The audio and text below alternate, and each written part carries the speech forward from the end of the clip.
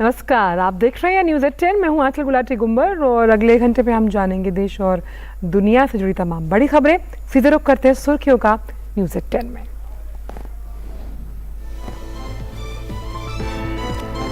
संसद में मानसून सत्र का आज आखिरी दिन। लोकसभा में पेश होगा जीएसटी कानून में संशोधन से जुड़ा विधेयक। राज्यसभा में पूरे किए जाएंगे बचे हुए विधायी कामकाज।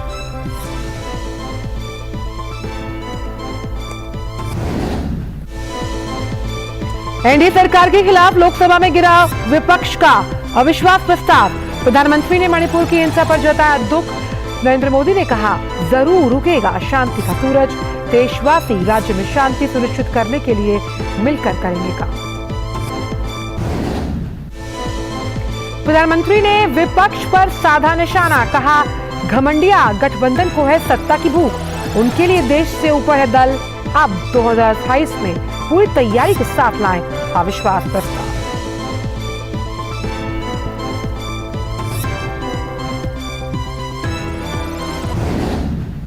उपराष्ट्रपति जगदीप धनखड़ ने दिल्ली में हर घर तिरंगा बाइक रैली को हरी झंडी दिखाकर किया रवाना। सांसद भी रैली में शामिल। 13 से 15 अगस्त तक पूरे देश में चलेगा अभियान। अपने घरों में तिरंगा फहराने के लिए लोगों को किया जाएगा प्रोत्साहित। भ्रष्टाचार के खात्मे के लिए कोलकाता में G20 देशों के बीच एंटी करप्शन वर्किंग ग्रुप की बैठक का आखिरी दिन। कल होगी मंत्री स्तर की अहम बैठक।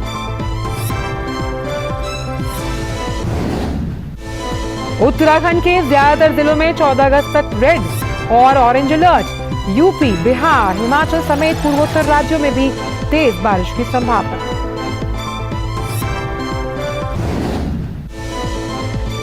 और चेन्नई में एशियन चैंपियंस हॉकी टूर्नामेंट के सेमीफाइनल में आज भारत का सामना जापान से।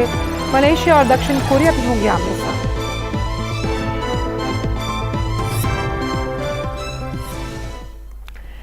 तो बात करते हैं संसद के मॉनसून सत्र को लेकर, जिसका आज अंतिम दिन है। लोकसभा में आज केंद्रीय माल और सेवा कर संशोधन विधेयक 2023 को चर्चा और पारित करने का प्रस्ताव किया जाएगा। वहीं एकीकृत माल और सेवा कर संशोधन विधेयक 2023 पर भी चर्चा की जाएगी। इसके साथ ही दोपहर बाद निजी विधेयकों को सूचीबद्ध किया गया है। बात उच्च सदन की करें तो राज्यसभा में आज प्रश्नकाल और शून्यकाल के अलावा दोपहर बाद निजी विधेयकों के लिए समय आवंटित किया गया है। इससे पहले कल राज्यसभा में विपक्ष के शोर शराबे और हंगामे के बीच फार्मेसी अमेंडमेंट बिल पारित हो गया। ये बिल फार्मेसी की प्रैक्टिस और फार्मेसी पेशे को भी नियमित करता है। साथ ही जम्मू कश्मीर के युवाओं को फार्मेसी पेशे के लिए पंजीकरण का अवसर भी उपलब्ध करवाता है। इसके साथ ही मुख्य चुनाव आयुक्त और चुनाव आयुक्त नियुक्तियां, सेवा और कार्यकाल संबंधी विधेयक पेश किया गया। विपक्ष द्वारा लाया गया अविश्वास प्रस्ताव लोकसभा में गिर गया। सदन ने कांग्रेस सांसद गौरव गोगोई के इस प्रस्ताव को ध्वनिमत से नकार दिया। इससे पहले अविश्वास प्रस्ताव पर हुई बहस का जवाब देने आए प्रधानमंत्री ने विपक्ष पर जमकर हमला बोला। प्रधानमंत्री ने मणिपुर को लेकर विपक्ष की राजनीति पर करारा वार किया। प्रधानमंत्री ने मणिपुर के लोगों, विशेषकर वहां की महिलाओं को विश्वास दिलाया कि देश और देश की संसद उनके साथ खड़े हैं। प्रधानमंत्री ने विश्वास जताया कि मणिपुर में बहुत जल्द शांति का सूरज उगेगा और मणिपुर एक नए आत्मविश्वास के साथ आगे बढ़ेगा। लोकसभा में अविश्वास प्रस्ताव पर चर्चा के दौरान विपक्ष बार बार मणिपुर का जिक्र करके प्रधानमंत्री से इस पर बोलने की मांग कर रहा था। गुरुवार को चर्चा का जवाब देते हुए पीएम मोदी जब बोले तो मणिपुर में अपनी सरकार का पक्ष विस्तार से रखा और भरोसा जताया कि मणिपुर में शांति का सूरज जरूर उगेगा। हिंसा का दौर शुरू हो गया और उसमें बहुत परिवारों को मुश्किल हुई। अनेकों ने अपने स्वजन भी खोए।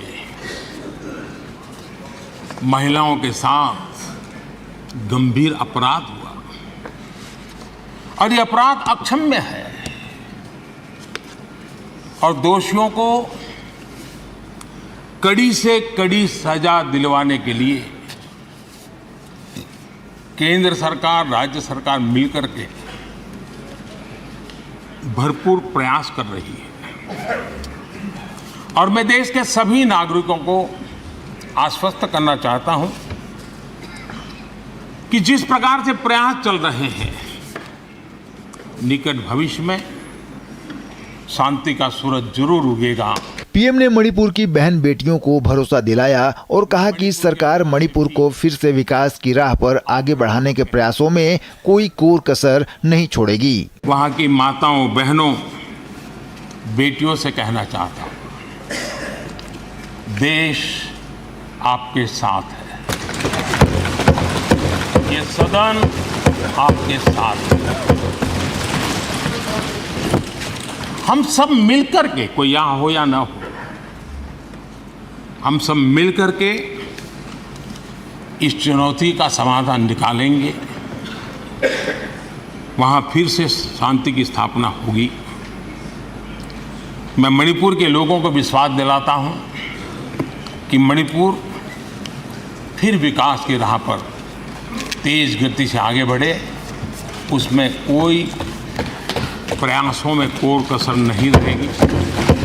पीएम ने राहुल गांधी के मां भारती पर दिए गए बयान पर भी जोरदार हमला बोला और कहा कि ये लोग भारत तेरे टुकड़े होंगे का नारा वाले हैं। पता नहीं क्यों कुछ लोगों को भारत मां की मृत्यु की कामना करते नजर आ रहे हैं। इससे बड़ा दुर्भाग्य क्या है? ये वो लोग हैं जो कभी लोकतंत्र की हत्या की बात करते हैं, कभी संविधान की हत्या की बात करते हैं। दरअसल जो इनके मन में है वही उनके कृतित्व में सामने आ जाता है। ये वो लोग हैं माननीय अध्यक्ष जी, जो भारत तेरे टुकड़े होंगे, ये गैंग, ये नारा लगाने वाले लोग, इनको बढ़ावा देने के लिए, उनका प्रोत्साहन करने के लिए पहुंच जाते हैं। भारत तेरे टुकड़े होंगे। मणिपुर पर पीएम के भाषण से पहले ही विपक्ष दल के सांसद बाहर निकल गए। पीएम ने विपक्ष पर राजनीति करने का आरोप लगाया और कहा कि वो इस मामले पर चर्चा चाहते ही नहीं। ये देश इनसे अपेक्षा ज्यादा नहीं कर सकता है। अगर इन्होंने गृह मंत्री जी की मणिपुर की चर्चा पर सहमति दिखाई होती तो अकेले मणिपुर विषय पर विस्तार से चर्चा हो सकती थी, हर पहलू पर चर्चा हो सकती थी और उनको भी बहुत कुछ कहने का मौका मिल सकता था, लेकिन उनको चर्चा में रस नहीं था। और कल अमित भाई ने विस्तार से इस विषय की चीजें जब रखी तो देश को भी आश्चर्य हुआ है कि लोग इतना झूठ फैला सकते हैं। पीएम ने पूर्वोत्तर के लिए केंद्र के प्रयासों का जिक्र किया और कहा कि हमारे लिए नॉर्थ ईस्ट हमारे जिगर का टुकड़ा है। पीएम ने कहा कि पूर्वोत्तर की समस्याओं की जननी कांग्रेस है। पीएम मोदी ने कहा कि उनके शरीर का कण कण और समय का पल पल देशवासियों के लिए समर्पित है।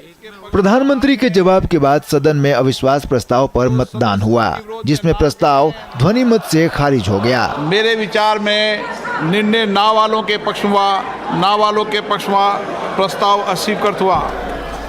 पार्लियामेंट टीम के साथ ब्यूरो रिपोर्ट, डीडी न्यूज।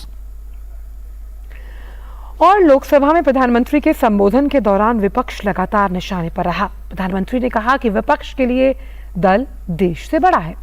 प्रधानमंत्री ने कहा कि देश को कांग्रेस पर विश्वास नहीं है। साथ ही उन्होंने कहा कि कांग्रेस पर परिवारवाद और दरबारवाद का भी आरोप है।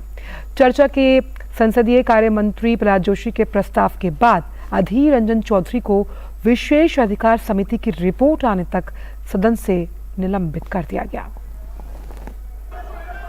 लोकसभा में 3 दिन तक चली अविश्वास प्रस्ताव पर चर्चा का जवाब देने के लिए गुरुवार शाम जब प्रधानमंत्री नरेंद्र मोदी खड़े हुए तो ये साफ था कि वो विपक्ष के आरोपों पर करारा पलटवार करेंगे।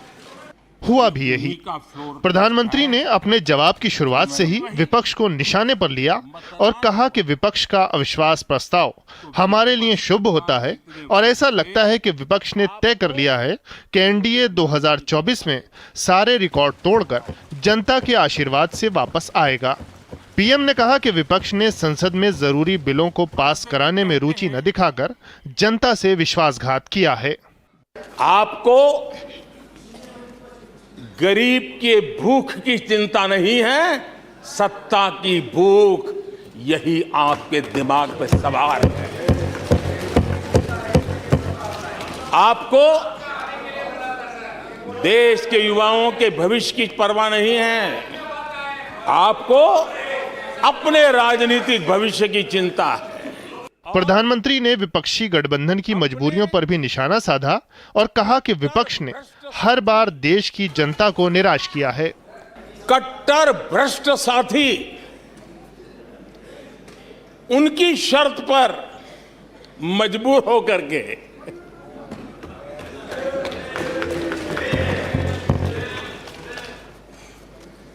और इस अविश्वास पर प्रस्ताव पर भी आपने कैसी चर्चा की। और अध्यक्ष जी देखिए, मजा इस डिबेट का कि फील्डिंग विपक्ष ने ऑर्गेनाइज की, लेकिन चौके छक्के यहीं से लगे। प्रधानमंत्री ने संसद में चर्चा के दौरान विपक्ष की ओर से की गई अभद्र भाषा के इस्तेमाल का जिक्र किया और कहा कि विपक्ष को सीक्रेट वरदान मिला है, जिसका बुरा चाहेंगे उसका भला होगा। विपक्ष के लोगों को एक सीक्रेट वरदान मिला हुआ है। हाँ,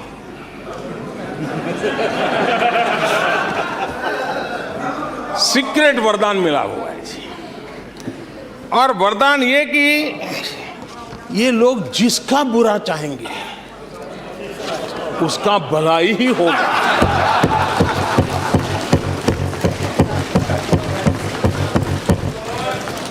एक उदाहरण तो आप देखिए, मौजूद है।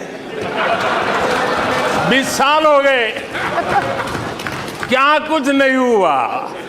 पीएम ने कहा कि कांग्रेस को भारत के सामर्थ्य और लोगों पर विश्वास नहीं है, लेकिन कांग्रेस पर देश के लोगों का नो कॉन्फिडेंस का भाव बहुत गहरा है। 61 वर्षों से तमिलनाडु के लोग कह रहे हैं कांग्रेस नो कॉन्फिडेंस। तमिलनाडु के लोग कह रहे हैं कांग्रेस। पश्चिम बंगाल में उन्हें आखिरी बार जीत 1972 में मिली थी। पश्चिम बंगाल के लोग 51 सालों से कह रहे हैं कांग्रेस कांग्रेस।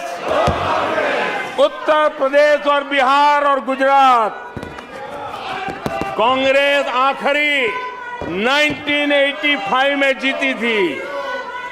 पिछले 38 वर्षों से वहां के लोगों ने कांग्रेस को कहा है, वहां के लोगों ने कांग्रेस को कहा है। पीएम मोदी ने विपक्षी गठबंधन पर हमला करते हुए कहा कि आपने एनडीए भी चुरा लिया और इंडिया के भी टुकड़े कर दिए। उन्होंने कहा कि ये इंडिया नहीं, घमंडिया गठबंधन है। ये घमंडिया गठबंधन देश में परिवारवाद की राजनीति का सबसे बड़ा प्रतिबिंब है। देश के स्वाधीनता सेनानियों ने, हमारे संविधान निर्माताओं ने हमेशा परिवारवादी राजनीति का विरोध किया था। प्रधानमंत्री ने कहा कि कांग्रेस को परिवारवाद और दरबारवाद पसंद है। उन्होंने मोहब्बत की दुकान के कांग्रेस के नारे पर भी चुटकी ली। ये है लूट की दुकान, ये है लूट की दुकान, झूठ का बाजार। ये है लूट की दुकान, झूठ का बाजार। इसमें नफरत है, घोटाले हैं, तुष्टीकरण है, मन काले हैं। परिवारवाद की आग के दशकों से देश हवाले है। और तुम्हारी दुकान ने इमरजेंसी बेची है, बंटवारा बेचा है, सिखों पर अत्याचार बेचा है, झूठ कितना सारा बेचा है, इतिहास बेचा है, उरी के सच के प्रमाण बेचा है। शर्म करो नफरत की दुकान वालों, तुमने सेना का स्वाभिमान बेचा है। पीएम मोदी ने कहा कि चुनाव जीतने के लिए अनाप शनाप वायदों के कारण जनता पर नए नए बोझ डाले जा रहे हैं। पीएम मोदी ने कहा कि मैं देशवासियों को यह समझाना चाहता हूं कि ये लोग भारत के दिवालिया होने की गारंटी हैं। पार्लियामेंट टीम के साथ ब्यूरो रिपोर्ट, डीडी न्यूज। और अविश्वास प्रस्ताव पर हुई बहस का जवाब देते हुए प्रधानमंत्री ने आर्थिक विकास के पथ पर देश की तेज रफ्तार का भी जिक्र किया। प्रधानमंत्री ने कहा कि आज भारत की आर्थिक विकास की सराहना पूरा विश्व कर रहा है। प्रधानमंत्री ने कहा और विश्वास जताया कि उनके तीसरे कार्यकाल में देश दुनिया की तीसरी सबसे बड़ी अर्थव्यवस्था बन जाएगा। अविश्वास प्रस्ताव पर हुई बहस का जवाब देते हुए प्रधानमंत्री मोदी ने जहां एक ओर विपक्षी दलों के आरोपों की धज्जियां उड़ाई, वहीं अर्थव्यवस्था के मोर्चे पर देश की शानदार रफ्तार को रेखांकित किया। पीएम मोदी ने कहा कि देश आर्थिक विकास की दिशा में कामयाबी की नई गाथा लिखता रहेगा। पीएम मोदी ने दोहराया कि उनकी सरकार के तीसरे कार्यकाल में देश दुनिया की तीसरी सबसे बड़ी अर्थव्यवस्था बन जाएगा। रिफॉर्म, परफॉर्म एंड ट्रांसफॉर्म, एक निश्चित आयोजन, प्लानिंग और कठोर परिश्रम की पराकाष्ठा, और इसी की वजह से आज देश इस मुकाम पर पहुंचा है। और ये प्लानिंग और परिश्रम की निरंतरता बनी रहेगी। आवश्यकता अनुसार उसमें नए रिफॉर्म होंगे और परफॉर्मेंस के लिए पूरी तरह ताकत को लगाया जाएगा। और परिणाम ये होगी कि हम तीसरे नंबर पर पहुंच के रहेंगे। आर्थिक कुप्रबंधन को लेकर भी पीएम मोदी ने कांग्रेस पर जमकर हमला बोला। पीएम ने याद दिलाया कि कांग्रेस के कार्यकाल में देश की आर्थिक स्थिति बदहाली का शिकार थी। पीएम मोदी ने कहा कि कांग्रेस के पास न तो नीति है और न ही इरादा और दृष्टि है। कांग्रेस के पास वैश्विक आर्थिक व्यवस्था की समझ भी नहीं है और न ही उसे भारत की आर्थिक क्षमता का पता है। देश की आर्थिक विकास का जिक्र करते हुए पीएम मोदी ने कहा कि हिंदुस्तान एरोनॉटिक्स लिमिटेड HAL और भारतीय जीवन बीमा निगम LIC को लेकर बहुत बयानबाजी की गई। पीएम मोदी ने कहा कि भ्रम फैलाने के कितने ही प्रयास हुए लेकिन सच्चाई सामने आई। पीएम ने कहा कि आज HAL और LIC का शानदार प्रदर्शन दुनिया देख रही है। हमारे डिफेंस के हेलीकॉप्टर बनाने वाली सरकारी कंपनी HAL, ये HAL को लेकर के कितनी भली बुरी बातें इन्होंने करी थी। क्या कुछ नहीं कहा गया था HAL के लिए, और इसका दुनिया पे बहुत नुकसान करने वाली भाषा का प्रयोग किया गया था। आज HAL सफलता की नई बुलंदियों को छू रहा है। आप जानते हैं LIC के लिए क्या क्या कहा गया था। LIC बर्बाद हो गई, गरीबों के पैसे डूब रहे हैं, गरीब कहां जाएगा, बेचारे ने बड़ी मेहनत से LIC में पैसा डाला है। क्या कहें, जितनी उनकी कल्पना शक्ति थी, जितने उनके दरबारियों ने कागज पकड़ा दिए थे, सारे बोल लेते थे वो, सारे बोल लेते थे। लेकिन आज LIC लगातार मजबूत हो रही है। प्रधानमंत्री मोदी ने अपने संबोधन में देश के बैंकिंग सेक्टर का भी जिक्र किया। पीएम ने बैंकिंग क्षेत्र को लेकर विपक्ष के बयानों को भी याद दिलाया। प्रधानमंत्री ने कहा कि दूसरे देशों के लोगों का सहारा लेकर भी भारतीय बैंकिंग सेक्टर के डूबने के दावे किए गए, लेकिन आज भारत का सार्वजनिक बैंकिंग सेक्टर जबरदस्त मुनाफे में है। हमारे बैंकों की सेहत को लेकर के भांति भांति की निराशा, अफवाह फैलाने का काम इन्होंने पुरजोश किया, और जब इन्होंने बुरा चाहा बैंकों का तो हुआ क्या। हमारी public sector banks net profit 2 गुने से ज्यादा हो गया। इन लोगों ने फोन बैंकिंग घोटाले की बात, इसके कारण देश को NPA के गंभीर संकट में डुबो दिया था। बीते दिनों की बात हो रही है, लेकिन आज जो उन्होंने NPA का अंबर लगा के गए थे, उसको भी पार कर करके हम एक नई ताकत के साथ निकल चुके हैं। पीएम मोदी ने विपक्ष को घेरते हुए कहा कि ये वो लोग हैं जिन्हें देश के सामर्थ्य पर भरोसा नहीं है। पीएम ने कहा कि इन लोगों को देश के परिश्रम पर विश्वास नहीं है। प्रधानमंत्री ने अपने संबोधन में नई ऊंचाइयों की ओर जा रही भारतीय अर्थव्यवस्था को सराहा और विपक्ष की नकारात्मक राजनीति की जमकर आलोचना की। पार्लियामेंट टीम के साथ ब्यूरो रिपोर्ट, डीडी न्यूज। और भाजपा के वरिष्ठ नेता रविशंकर प्रसाद ने कहा कि विपक्ष ने बेबुनियाद आरोप लगाए। राहुल गांधी ने भारत को तोड़ने की बात कही, लेकिन उनके पास जवाब सुनने का संयम नहीं है। बीजेपी के वरिष्ठ नेता रविशंकर प्रसाद हमारे साथ है। सर, गिर गया है जो अविश्वास प्रस्ताव ला गया विपक्ष का, वो मौजूद भी नहीं रहे जब वोटिंग की बारी है। ये बहुत पीड़ादायक है। आपने लाया, बेबुनियाद आरोप लगाए, राहुल गांधी ने भारत को तोड़ने की बात कही, जवाब सुनने का संयम क्यों नहीं है? और जब आप अविश्वास लाएंगे तो क्या सरकार ये नहीं कहेगी कि भारत के जनता ही नहीं 130-140 करोड़ दुनिया मोदी जी पर, इस सरकार पर विश्वास करती है? विश्वास प्रस्ताव लाया और जब मतदान की बारी आई तो पूरा जो कांग्रेस उनके सहयोगी दल में मौजूद नहीं रहते, तो ये क्या रणनीति, क्या उद्देश्य था फिर अविश्वास में? कोई नई बात है क्या? याद करिए, पिछले राज्यसभा के राष्ट्रपति अभिभाषण के जवाब में 2.5 घंटा उन्होंने पीएम को बोलने नहीं दिया। लेकिन आज हमारे प्रधानमंत्री ने जिस तरीके से उत्तर पूर्व पर मलहम लगाया, वो मेरे जिगर का टुकड़ा है। और ऐतिहासिक रूप से कांग्रेस की गलतियों को बताया। नेहरू जी ने कहा कि my heart goes for Assam, बासर की लड़ाई में मिजोरम पर बम बरसाए गए, तो वो बातें देश के सामने आनी चाहिए थी। और मोदी जी के विजन का कारण है 400 बार मंत्री गए, उसमें मैं मंत्री था, मैं भी गया था, और मोदी जी तो 50 बार गए।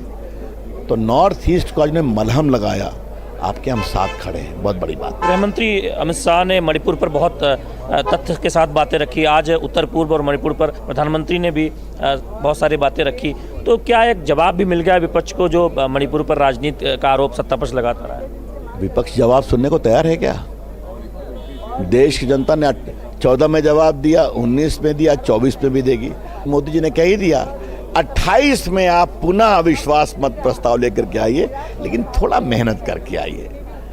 तो वैसे क्या कहा जाए, राहुल गांधी और सोनिया जी की अगुवाई में कांग्रेस पार्टी ने होमवर्क करना बंद कर दिया है। अब इसकी भविष्यवाणी भी कर दी प्रचंड जी। बिल्कुल बिल्कुल करेगी। और क्या देश इस लक्षण पर तथाकथित घमंडी इंडिया को विश्वास करेगा?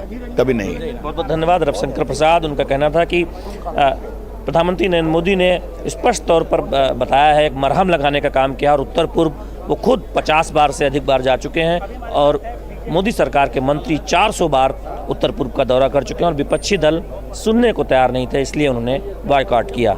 कैमरामैन संदीप के साथ शैलेंद्र मिश्र, डीडी न्यूज, दिल्ली।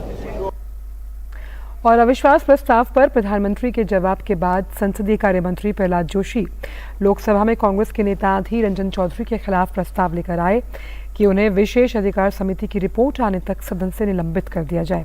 इस पर सदन ने ध्वनिमत से सहमति जताई। हालांकि कांग्रेस की ओर से इस फैसले को अलोकतांत्रिक और दुर्भाग्यपूर्ण कहा गया है। और संसद की कार्रवाई को लेकर जो अविश्वास प्रस्ताव कल गिरा ध्वनिमत से, उस पर और जिस तरह से सांसदों का आचरण रहा, इस पर बात करने के लिए हमारे साथ ऋषि कुमार जुड़ गए हैं। ऋषि, हम जानते हैं कि कुछ ही देर में संसद की कार्यवाही शुरू होने वाली है, और आज का जो ये दिन है वो बहुत महत्वपूर्ण है क्योंकि आखिरी दिन है मॉनसून सत्र का। किस तरह की सुगबुगाहट आप देख पा रहे हैं संसद के गलियारे से, विपक्ष और पक्ष अगर दोनों की बात की जाए तो? देखिए, जहां तक मानसून सत्र की बात करें तो निश्चित तौर से आज का दिन अहम इसलिए है क्योंकि आज सबका लेखा जोखा सदन में, दोनों ही सदनों में सभापति के द्वारा और लोकसभा अध्यक्ष के द्वारा रखा जाएगा। इससे पहले सरकार ने आज अगर हम विधायी कार्यों के लिहाज से देखें तो जीएसटी से संबंधित 2 महत्वपूर्ण विधेयक जो है लोकसभा में इंट्रोडक्शन के लिए और कंसिडरेशन और पासिंग के लिए सूचीबद्ध कराए। हालांकि हम जानते हैं कि आज का दिन शुक्रवार, जो कि प्राइवेट मेंबर रिजोल्यूशंस का दिन होता है, इसमें निजी विधेयकों के लिए वक्त दिया जाता है और प्रत्येक सांसद का दिन कहा जाता है कि वो आज अपना कोई भी रिजोल्यूशन या कोई विधेयक संसद के किसी भी जिसका वो सदस्य है उसके पटल पर वो अपना रख सकता है। लेकिन इस पूरी कवायद में अगर हम देखें आज की इस कार्यवाही में, तो जो कल का दिन रहा उसकी कहीं ना कहीं प्रतिध्वनि आज हमें दिखाई दे सकती है, क्योंकि कल हम देखा था कि प्रधानमंत्री ने जिस तरीके से अविश्वास प्रस्ताव पर जवाब दिया और बिंदुवार जो विपक्ष के आरोप थे उनका सिलसिलेवार तरीके से, बिंदुवार तरीके से जो जवाब दिया, और आखिरी में जब वो मणिपुर के मसले पर बोलने के लिए शुरू हुए और उसी समय उन्होंने जो वॉकआउट किया, उससे उनका जो रवैया है, उसकी जो रणनीति है, वो कल पता चल गई। क्योंकि वो उस वक्त पर प्रधानमंत्री को सुनने के लिए तैयार नहीं थे जब उन्होंने जिस वजह से ये अविश्वास प्रस्ताव लाए थे। तो कहीं ना कहीं विपक्ष के लिए आज एक बार फिर से सदन में अपना पक्ष रखने का मौका होगा, क्योंकि विपक्ष ने जिस तरीके से इस पूरे सत्र के दौरान मणिपुर को लेकर जो रणनीति अपनाई थी, उसमें लोकसभा में प्रधानमंत्री के जवाब के बाद अब उनके पास कोई भी इस तरीके का एजेंडा या मसौदा नहीं बचता है। लेकिन राज्यसभा में क्या स्थिति होगी, क्योंकि राज्यसभा में कल भी कोशिश हुई थी, सदन ने भी नेता प्रतिपक्ष के कक्ष में जाकर कोशिश की थी कि एक बीच का रास्ता निकाला जाए। जी, और जी। सदन में कल सभापति के द्वारा भी कोशिश की गई थी और पार्टी की उन्होंने मीटिंग भी बुलाई थी अपने चैम्बर में। तो वहां पर क्या स्थिति होगी? हालांकि अगर विधायी कार्यों के लिहाज से देखें तो वहां पर प्रश्नकाल और शून्यकाल के बाद वहां पर निजी विधेयकों के लिए ही वक्त रखा गया है। तो जो दोनों ही सदन हैं उसमें आज देखने को ये मिल सकता है कि विपक्ष किन मंसूबों के साथ, किन बातों के साथ आज आता है। लेकिन सरकार की रणनीति साफ है कि कम से कम लोकसभा में वो जीएसटी से संबंधित जो 2 विधेयक हैं उनको पारित कराने के लिए आज सदन में आए। ऋषि, जिस तरह से अधीर रंजन का निलंबन, और इसमें हम कांग्रेस और बीजेपी में एक जंग भी देख रहे हैं इसको लेकर कि जो लगातार विपक्ष के सांसद हैं उनका जो आचरण है वो अमर्यादित रहा, और अब ये भी खबर आ रही कुछ देर में जो दिल्ली में कांग्रेस के सांसद हैं उनकी बैठक होने वाली कि किस तरह से वो आज के दिन भी इस बात पर सरकार को घेरने की कोशिश करें। तो इससे जुड़ी क्या जानकारी है?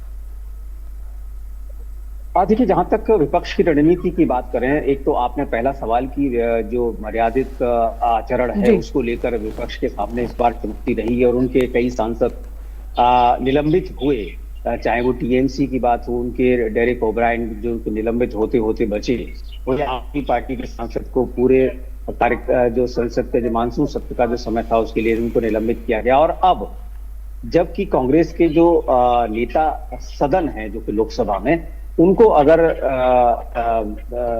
प्रिविलेज कमेटी के पास उनको जाना पड़ सकता है और जिसकी घोषणा कर दी गई है और उनके खिलाफ ये मसला है कि उनको निलंबित किया जाता है जब तक इसकी रिपोर्ट नहीं आ जाती है, कमेटी की रिपोर्ट, तो ये उनके लिए एक चुनौती है। और इसको लेकर पूरी रणनीति के लिए विपक्ष ने भी एक मीटिंग बुलाई है और हम देख रहे हैं कि आमतौर पर विपक्ष सदन की कार्यवाही शुरू होने से पहले इस तरीके की बैठक बुलाता है, लेकिन आज की बैठक में बताया जा रहा है कि सोनिया गांधी भी उपस्थित रहेंगी और मल्लिकार्जुन खड़गे जो कि अब तक हमने देखा है कि वो विपक्ष की मीटिंग्स को लीड करते रहे हैं। आज इस मीटिंग में क्या उनका कोई एजेंडा रहता है और क्या कोई मोशन लेके आने वाले होते हैं, क्योंकि आमतौर पर राज्यसभा में एडजॉर्नमेंट मोशन को लेकर उनकी रणनीति रहती है और वो कार्यस्थगन प्रस्ताव के जरिए वो सदन में उपस्थित होते हैं और उसको सभापति ने अपनी रूलिंग के जरिए पहले ही कह दिया है कि इस पर जबकि अल्पकालिक चर्चा के लिए सरकार तैयार है, रूलिंग आ चुकी है, तो इस तरीके के नोटिस स्वीकार्य नहीं है। तो आज विपक्ष की क्या रणनीति रहती है, कौन से मुद्दे के साथ वो आते हैं, इस मीटिंग के बाद जरूर पता चल पाएगा और निश्चित तौर से जब 11 बजे सदन होगा तो सबको जानकारी मिल ही जाएगी कि विपक्ष किन रणनीति के साथ आज दोनों ही सदनों में आ रहा है। चलिए, बहुत बहुत शुक्रिया ऋषि इन तमाम जानकारी को हमसे साझा करने के लिए। तो आज का दिन भी अहम होगा क्योंकि हम जानते हैं कि अविश्वास प्रस्ताव ध्वनि मत से कल गिर गया, लेकिन बवाल अभी भी लगातार जारी है क्योंकि निलंबन की बात कही जा रही है अधीर रंजन चौधरी को लेकर। उसको लेकर विपक्ष किस तरह की रणनीति अपनाता है इस पर रहेगी हमारी नजर। और वक्त फिलहाल न्यूज़ 10 में एक छोटे से ब्रेक का है।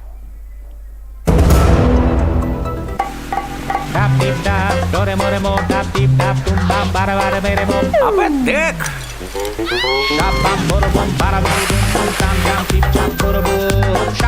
You got to be careful.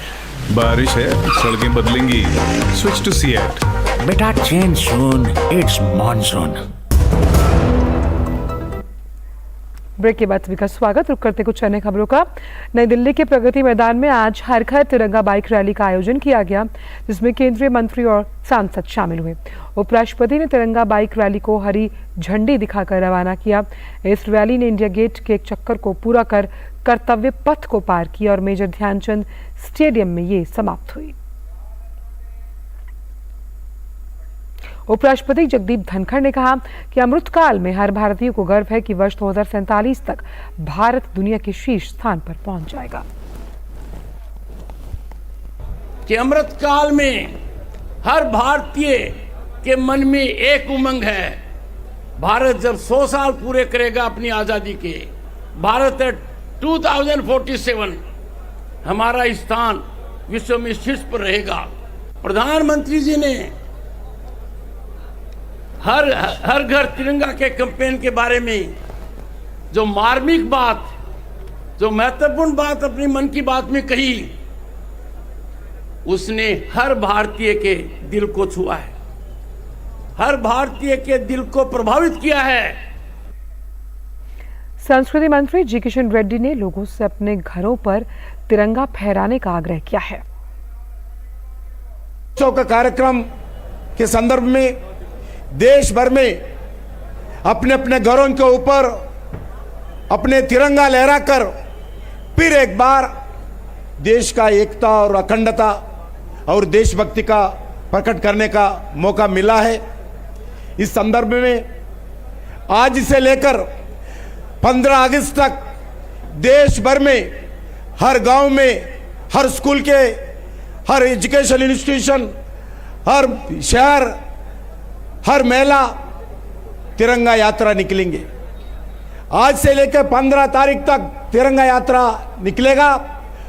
15 तारीख तक हर घर के ऊपर तिरंगा लहराएगा।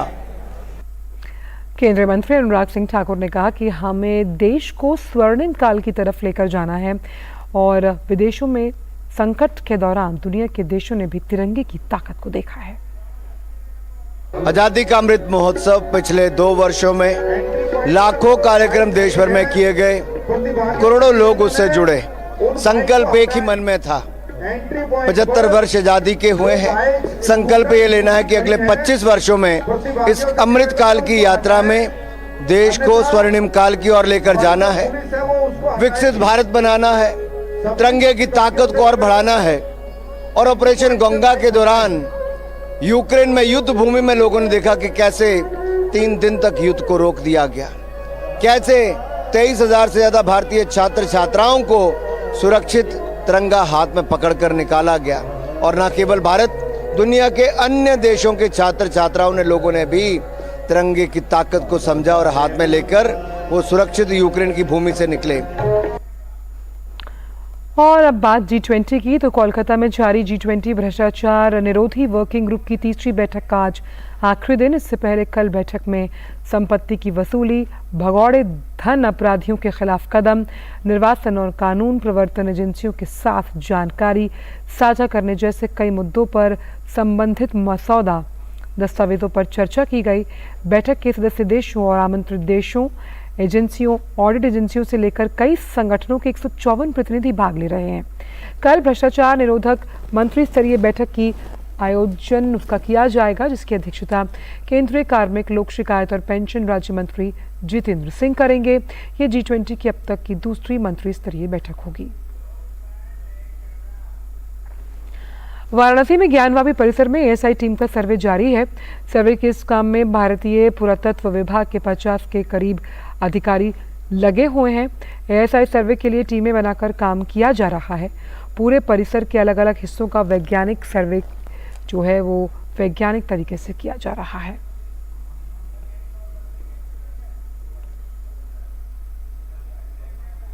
और इसी बड़ी खबर पर हमारे साथ जुड़ रहे हैं वाराणसी से हरिकेश। हरिकेश, हम जानते हैं कि सर्वे जो ASI द्वारा किया जा रहा है उसे अब चालू हुए कई दिन बीत चुके हैं, आप लगातार वहां से रिपोर्टिंग कर रहे हैं। किस तरह की मुश्किलों का सामना ASI को करना पड़ रहा है इस वैज्ञानिक सर्वे को कंडक्ट करने के लिए?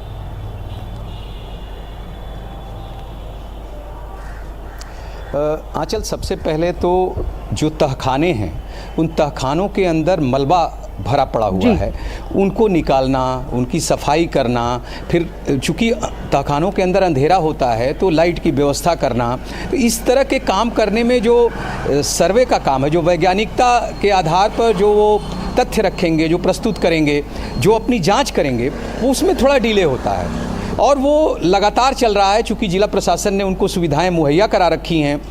अंजुमन इंतजामिया मसाजिद कमेटी के पास चाबियां हैं तहखानों की, वो लगातार उपलब्ध करा रहे हैं। और जो एएसआई की, जैसा कि आपने कहा, 50 के लगभग जो टीम है वो 4 के ग्रुप में बट के अलग अलग जगहों पे जो टोपोग्राफी है, वीडियोग्राफी है, 3D एनिमेशन के माध्यम से भी उन लोगों ने जो आकृतियाँ, कलाकृतियाँ और जो दीवारें हैं उनका करके वो लोग अपनी तरह से देख रहे हैं, उसकी सर्वे कर रहे हैं।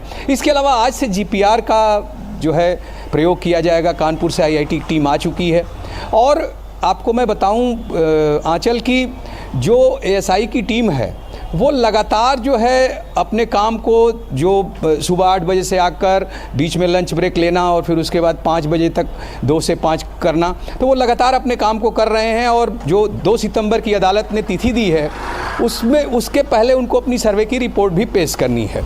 एक और जो मुद्दा है जो निकल कर बाहर आया कि जब सर्वे शुरू हुआ तो कई मीडिया चैनल, सोशल मीडिया पर तरह तरह के वीडियो और फोटोग्राफ्स चलने लगे और बाहर निकलकर पक्ष के, दोनों पक्ष के लोग या वकील जो है वो कुछ न कुछ बयान दे देते थे, जिस पर कल अदालत ने तीनों ही लोगों को, चाहे वो हिंदू पक्ष हो, मुस्लिम पक्ष हो, उनको भी और ASI टीम को भी मना किया। कल जो आदेश की कॉपी है आज सुबह लोगों को दी गई सर्वे शुरू होने से पहले। और सोशल मीडिया, इलेक्ट्रॉनिक मीडिया को भी कहा कि जब तक कोई औपचारिक घोषणा न हो, कोई औपचारिक जानकारी न दी गई हो, तब तक आप अपने से कोई इस तरह की जानकारी, कोई इस तरह का समाचार प्रसारित नहीं करेंगे, प्रचारित नहीं करेंगे। तो ये कुल मिला के बहुत ही संवेदनशीलता अदालत भी दिखा रहा है। और जिला प्रशासन, यहाँ कमिश्नरेट है, पुलिस कमिश्नरेट जो वाराणसी पुलिस कमिश्नरेट है, इसने भी दोनों पक्षों का, कल जिला प्रशासन ने भी इसके पहले, कल के पहले शाम को, यानी आप कह सकती हैं कि बुधवार को शाम को दोनों पक्षों की मीटिंग कराई और कहा कि ASI की टीम से, अदालत ने भी ऐसी व्यवस्था दी है और प्रशासन ने पहले ही ऐसी व्यवस्था कर ली थी कि जब सर्वे करती रहेगी ASI टीम, उस दौरान आप लोग नहीं मिल सकते हैं। जब या तो ASI टीम जब प्रवेश करेगी ज्ञानवापी परिसर में तब, या जब बाहर निकलेगी तब ही आप उससे, दोनों पक्षों को कहा गया है कि वो अपनी बात रख सकते हैं। तो इस तरह से जो अफवाहें फैलती हैं उनको रोकने के लिए भी, चाहे वाराणसी पुलिस कमिश्नरेट हो, कल तो अदालत ने फैसला ही दिया है, निर्देश दिए हैं, जिनकी कॉपी सबको, जो पक्ष हैं, दोनों पक्ष और ASI तीनों को सर्व किया गया है। तो कुल मिला के जो बड़ी, बहुत ही गंभीर है अदालत भी, ASI की टीम भी, कि किस तरह से इस जांच को करके, सर्वे करके इसकी रिपोर्ट को अदालत के, जिला अदालत के समक्ष प्रस्तुत करे। जो उनको एक चुनौतीपूर्ण जिम्मेदारी दी गई है, उसकी जो गंभीरता है उसको समझते हुए ASI लगातार, आप जैसा कि आप कह रहे हैं कि मैं रिपोर्टिंग कर रहा हूं, तो मैं लगातार, हम लोग देख रहे हैं कि ASI की टीम लगातार सुबह ही चली जाती है और शाम तक वापस लौटती है। चूँकि आज शुक्रवार है, नमाज अदा करने लोग जाएंगे, तो उस दौरान एक बड़ा लंच ब्रेक होगा ASI टीम का, जो सुबह से सर्वे शुरू करेंगे और 12 बजे के आसपास एक लंबा लंच ब्रेक होगा, फिर 2 बजे से 2 से 5 तक सर्वे होगा। चलिए, आप नजर बनाए रखिएगा हरिकेश, हम आपसे आगे भी अपडेट्स देते रहेंगे। बहुत बहुत शुक्रिया इन तमाम जानकारियों को हमसे साझा करने के लिए। और केंद्रीय वित्त मंत्री निर्मला सीतारमण ने आज वर्चुअल माध्यम से G20 फाइनेंस ट्रैक सेमिनार को संबोधित किया। उन्होंने कहा कि ग्लोबल चुनौतियों से निपटने के लिए भारत पूरी तरह सक्षम। इसके साथ ही उन्होंने कहा कि टिकाऊ विकास के लिए विश्व के देशों को मिलकर नई राह ढूंढनी होगी। इसके लिए भारत ने G20 सम्मेलनों में कई तरह के उपायों पर चर्चा और प्रयास किए हैं। The support and endorsement from G20 members further affirmed the importance of our work in shaping cities that exhibit resilience and are vibrant hubs of growth and opportunity. As we reflect on these global issues, we can benefit from the invaluable contribution of various stakeholders. I am confident that today's event will generate insightful discussions and contribute to shaping discussions in the final stretch of the Indian G20 presidency in the finance track. I wish you all some enriching discussions today. खबर देवभूमि उत्तराखंड से, जहां एक बार फिर भारी बारिश की चेतावनी जारी की गई। मौसम विज्ञान विभाग ने बारिश को लेकर रेड और ऑरेंज अलर्ट जारी किया। राज्य में लगातार बारिश का दौर जारी है। मौसम विभाग ने गर्जन के साथ आकाशीय बिजली चमकने और बहुत तीव्र से अत्यधिक तीव्र बारिश की चेतावनी जारी की। इसके साथ ही संवेदनशील स्थानों पर भूस्खलन और चट्टान गिरने की संभावना जताई गई है।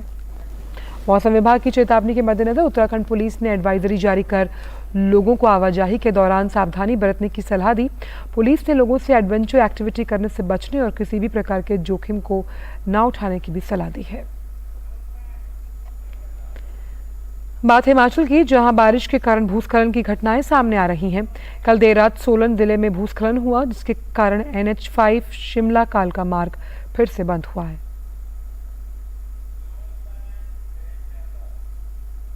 BSF ने एक बार फिर पाकिस्तानी घुसपैठिए की सीमा पार करने की कोशिश को किया नाकाम। पंजाब के तरन तारण जिले में अंतर्राष्ट्रीय सीमा पर एक पाकिस्तानी घुसपैठिए को गोली मार दी गई। आज सुबह BSF के जवानों ने जिला तारण के गांव थेकला के पास सीमा बाड़ के आगे एक पाकिस्तानी घुसपैठिए की संदिग्ध गतिविधि को देखा, जिसके बाद जवानों ने उसे चेतावनी दी, लेकिन वो नहीं रुका। सीमा सुरक्षा बल ने उस पर फायरिंग कर दी, जिसकी वजह से उसकी मौके पर ही मौत हो गई। महान क्रांतिकारी खुदीराम बोस का आज बलिदान दिवस है। इस अवसर पर केंद्रीय गृह मंत्री अमित शाह ने उन्हें नमन किया। अपने ट्वीट में उन्होंने कहा, मां भारती के लिए अल्प आयु में ही हंसते हंसते फांसी के फंदे पर झूलने वाले क्रांतिकारी खुदीराम बोस जी के बलिदान दिवस पर उन्हें कोटि कोटि नमन। खुदीराम बोस जी की निर्भीकता ने क्रूर विदेशी शासन को इतना डरा दिया कि भय से उन्हें फांसी दे दी गई। उनका जीवन हमें ये सीख देता है कि देश प्रेम के लिए कोई बंधन नहीं होता और साहस की कोई आयु नहीं होती। ऐसे वीर बलिदानी का त्याग वंदनीय है।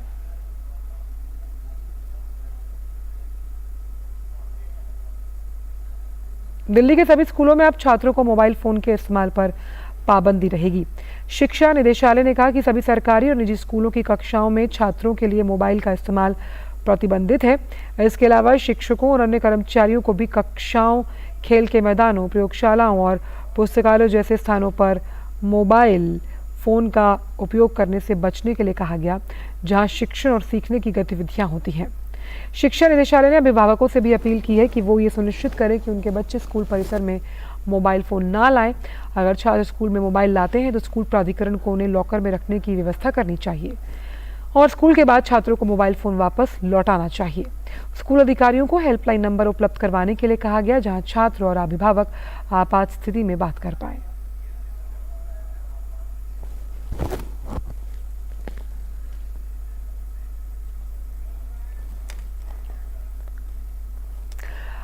और बात अब सशक्त भारत की। ये वो भारत है जहां प्रत्येक नागरिक को अपनी पूरी क्षमता तक पहुंचने का अवसर मिलता है। भारत सरकार की स्टैंड अप इंडिया योजना से ये सुनिश्चित किया जा रहा है। ये एक ऐसा इकोसिस्टम बनाना है जो SC, ST और महिलाओं के बीच की जो उद्यमिता है उसे बढ़ावा देने में उनका जो रोल है उसे सुनिश्चित कर पाए। देखिए एक खास रिपोर्ट। हर क्षेत्र में विकास और जमीनी स्तर पर उद्यमिता को बढ़ावा देने पर जोर देते हुए भारत सरकार की स्टैंड अप इंडिया योजना बड़े बदलाव ला रही है। आर्थिक सशक्तिकरण और नौकरियों के सृजन पर केंद्रित ये सरकारी योजना 2016 में शुरू की गई थी और तब से इसने हजारों लोगों की मदद की है। इस योजना का उद्देश्य महिलाओं और अनुसूचित जाति और अनुसूचित जनजाति समुदायों के बीच उद्यमशीलता और वित्तीय समावेशन को बढ़ावा देना है। यह ग्रीनफील्ड उद्यम स्थापित करने के लिए 1 लाख से 1 करोड़ के बीच बैंक ऋण की सुविधा देती है। देश भर में 17,000 से अधिक सहायता केंद्रों और ऋण की सुविधा के लिए 1 लाख से अधिक बैंक शाखाओं के साथ स्वयं का व्यवसाय और कार्य इकाइयां स्थापित करने के इच्छुक लोगों के लिए प्रक्रिया को आसान बना देती है। इस योजना ने आवेदन स्थिति की ट्रैकिंग को आसान और अनेक ऋण प्रस्ताव प्रक्रिया को सरल बना दिया है। स्टैंड अप इंडिया योजना में संभावित ऋणधारकों को सहायता प्रदान करने की भी व्यवस्था की गई है। कोलेटरल सुविधा फ्री करने के लिए भारत सरकार ने स्टैंड अप इंडिया के लिए क्रेडिट गारंटी फंड की भी स्थापना की है। स्टैंड अप इंडिया जैसी पहल न सिर्फ लाखों भारतीयों की परिकल्पना और कौशल को पंख देती है, बल्कि उन्हें भरोसा भी दिलाती है कि अगर उनके पास कोई विचार है तो देश उनके साथ कंधे से कंधा मिलाकर चलने के लिए तैयार है। पलक शर्मा की रिपोर्ट, डीडी न्यूज। रुक करते हैं अंतर्राष्ट्रीय खबरों का। रूस ने आज 47 वर्षों में देश का पहला चंद्र मिशन ल्यूना 25 को लॉन्च किया। लूना 25 ने रूस के सुदूर पूर्व में वॉस्टोचेन लॉन्च सुविधा से उड़ान भरी। खबरों के मुताबिक सोयुज 2 फ्रिगेट रॉकेट पर लॉन्च किए गए लूना 25 ने आज सुबह स्थानीय समय 8:10 पर उड़ान भरी। प्रक्षेपण के लगभग 564 सेकंड बाद फ्रिगेट बूस्टर रॉकेट के तीसरे चरण से अलग हो गया। बोगुस्लावास्की क्रेटर क्षेत्र तक पहुंचने से पहले अंतरिक्ष यान चंद्रमा की सतह से लगभग 100 किलोमीटर ऊपर 3 से 7 दिन बिताएगा। उत्तर कोरिया के नेता किम जोंग उन ने अपने सेनाध्यक्ष पाक सुएल को पद से हटा दिया। उनके स्थान पर जनरल री योंग जिल को नियुक्त किया गया। री योंग जिल पहले रक्षा मंत्री थे। किम जोंग उन ने सेना को युद्ध के लिए तैयार रहने का निर्देश दिया। किम ने देश को आधुनिक हथियारों और उपकरणों के साथ सैन्य अभ्यास करने का भी निर्देश दिया है। 9 सितंबर को उत्तर कोरिया की स्थापना की 75वीं वर्षगांठ पर एक परेड का आयोजन किया जाएगा। इस बीच अमेरिका ने उत्तर कोरिया पर यूक्रेन में युद्ध के लिए रूस को हथियार देने का आरोप लगाया। हालांकि रूस ने इन दावों का खंडन किया है।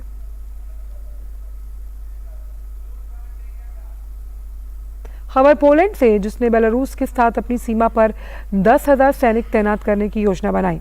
पोलैंड के रक्षा मंत्री मारियस बलाजस्क ने ये जानकारी दी। पोलैंड को बेलारूस में मौजूद रूस से संबंधित घुसपैठियों की मौजूदगी और बिना अनुमति के सीमा पार करने की कोशिश करने वाले प्रवासियों को लेकर चिंता है। पोलैंड की सेना ने कहा कि वे बेलारूस की सीमा के पास एक मिसाइल के लापता हुए फ्यूज की तलाश कर रही है। इससे एक दिन पहले एक अधिकारी ने कहा था कि पोलैंड अगले 2 हफ्तों के भीतर सीमा पर 2000 अतिरिक्त सैनिक भेजेगा। पोलैंड का कहना है कि पुलिस और सीमा रक्षक अधिकारियों के काम को सुदृढ़ करने के लिए इन सैनिकों को तैनात किया जा रहा है। गौरतलब है कि पोलैंड पिछले 2 वर्षों से बेलारूस के जरिए सीमा से अवैध रूप से देश में प्रवेश करने की कोशिश कर रहे प्रवासियों की समस्या से जूझ रहा है। खबरें खेल जगत से। एशियन चैंपियंस ट्रॉफी हॉकी प्रतियोगिता में आज भारत सेमीफाइनल में जापान से भिड़ने वाला है। भारतीय टीम ने अब तक प्रतियोगिता में कोई भी मैच नहीं हारा। भारतीय टीम को उम्मीद है कि वो ग्रुप दौर के प्रदर्शन को सेमीफाइनल में भी दोहराने में कामयाब रहेगी।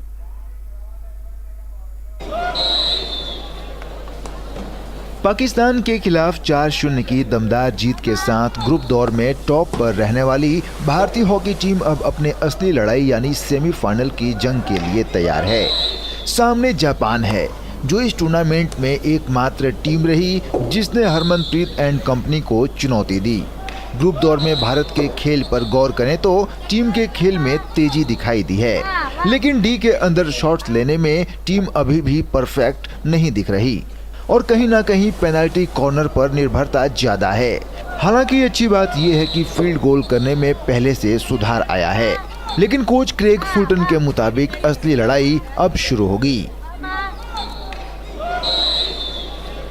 5 games and you start with a double header, which was quite tough for us, and then playing Malaysia and Korea back to back, that's not easy, and then a standalone game with Pakistan. So we've done well. I think that's fine. We wanted to finish top of the pool, so that's good. But now the tournament starts. Putting in a good shift on Friday for the semi-final. And it's also a special occasion because it'll be Shree's 300th cap. So that's a big one as well. So. उधर Japan की बात करें तो team के पास एक बेहतर defence है। इस टीम ने पाकिस्तान और भारत के खिलाफ ग्रुप दौर में अच्छा खेल दिखाया, लेकिन जापान के लिए सबसे बड़ी दिक्कत उनका कमजोर अटैक है। आंकड़े की बात करें तो भारत और जापान के बीच अब तक कुल 93 मुकाबले हुए हैं, जिसमें भारत ने 82 बार जीत दर्ज की है, जबकि जापान ने 6 बार बाजी मारी है, जबकि 5 मैच ड्रॉ रहे हैं। भारत और जापान के बीच पिछला मुकाबला ड्रॉ रहा है और बड़ी बात यही रही कि जापान ने भारतीय टीम के कई मूव्स को बेकार साबित किया। ऐसे में भारतीय टीम को इस बार पिछली गलतियों से सबक लेने की जरूरत रहेगी। भारत के सामने अब सेमीफाइनल की चुनौती है जहां जापान है और कहना पड़ेगा कि अब फाइनल लड़ाई जो है वो यहां से शुरू हो रही है। देखना यह भी होगा कि भारत अपनी पिछली गलतियों से कितना सबक लेकर के जापान के खिलाफ उतरता है। कैमरामैन एस जयशंकर के साथ मैं गौरव कुमार, डीडी न्यूज़, चेन्नई। और पूरी दुनिया में भारतीय व्यंजन बेहद लोकप्रिय हैं। विदेशों में भारतीय व्यंजन की अलग ही पहचान बन चुकी है। विशिष्ट व्यंजनों ने भारतीय पाक कला के स्वाद और सुगंध को दूर दूर तक पहुंचाया। लंदन में भी लंबे समय से भारतीय व्यंजन विशेष पहचान रखते हैं, लेकिन अब पेरिस में भी भारतीय व्यंजनों की सुगंध तेजी से फैल रही है। कुछ ही दिनों के बाद भारत अपना 77वां स्वतंत्रता दिवस मनाने जा रहा है। हमारे संवाददाता रॉस कुलेन ने पेरिस में एक भारतीय रेस्तरां का जायजा लिया जो भारतीय व्यंजनों के लिए काफी लोकप्रिय है। आइए देखते हैं। विशिष्ट व्यंजनों ने भारतीय पाक कला के स्वाद और सुगंध को दूर दूर तक पहुंचाया है। लंदन में लंबे समय से भारतीय व्यंजन की एक अलग पहचान बनाई हुई है, लेकिन अब पेरिस में भी भारतीय व्यंजनों की सुगंध तेजी से फैल रही है। मनोज शर्मा, जो पेरिस में एक भारतीय रेस्टोरेंट के मालिक हैं, वह भारत की समृद्ध पाक परंपरा को जानते हैं और वे भारतीय व्यंजनों की खुशबू को फ्रांस की राजधानी में फैलाना चाहते हैं। मनोज शर्मा ने कहा कि वे भारतीय व्यंजनों के लिए फ्रांस में एक अलग बाजार बनाने की कोशिश कर रहे हैं। There is shame, not even much has been done about the Indian flavor or spice kitchen world. And I found my little space in the market. I said, I will take this challenge. I will try my best to create something, change the market. And I came with that vision. 9 साल पहले जब मनोज शर्मा पहली बार France की राजधानी आए तो उन्होंने यहाँ भारतीय व्यंजन की प्रचलन में कमी पाई।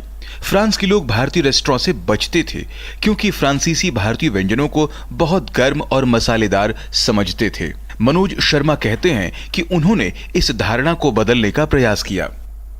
When I came, I really found people are really scared of Indian restaurants. They don't have a good experience with Indian restaurant. They always found it it's either it's a very hot and spicy, or is it just a lot of sauce and small pieces of meat. It's not been presented nicely. People are always felt like neglected the Indian kitchen when they want to go for nice experience in the evening. France का व्यंजन भी उतना ही प्रसिद्ध है जितना भारतीय पारंपरिक व्यंजनों का इतिहास रहा है। ऐसे में फ्रांसीसी जायके को चुनौती देना मुश्किल जरूर है, लेकिन नामुमकिन नहीं। मनोज कहते हैं कि भारतीय मसालों की विविधता और लोकप्रियता अंगूर से बनने वाली फ्रांसीसी वाइन को टक्कर देती है। There's a long way to go, but people are now understanding.